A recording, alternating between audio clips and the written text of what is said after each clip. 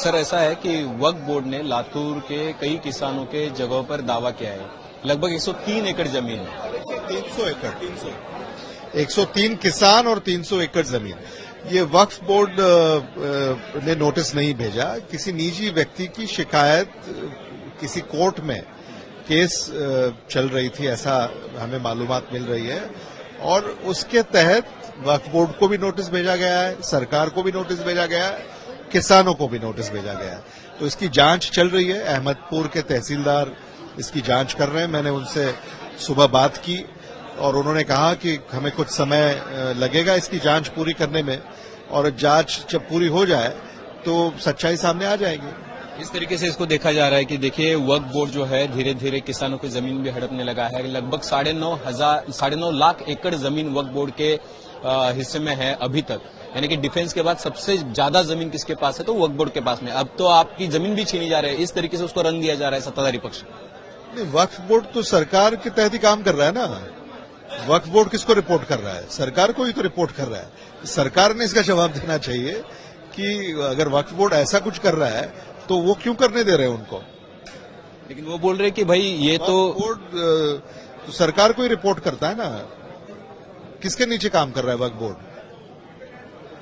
सरकार के नीचे। सरकार के नीचे काम कर रहा है, तो सरकार इस पर वक्फ बोर्ड को पूछ सकती है कि ऐसा क्यों कर रहे हैं। ग्राउंड पे क्या राजनीति चल रही है इसको लेकर? ऐसा लग रहा है। सरकार में जो है वो सरकारी काम कर रहे हैं और सरकार की जो पार्टियां हैं वो राजनीति कर रही हैं। अभी इलेक्शन में एक है तो सेफ है, बाद में बटेंगे तो कटेंगे, और ये वक्फ बोर्ड का तो एक तरीके से इलेक्शन तक था। अब श्रद्धा और सबूरी शुरू हो गया है।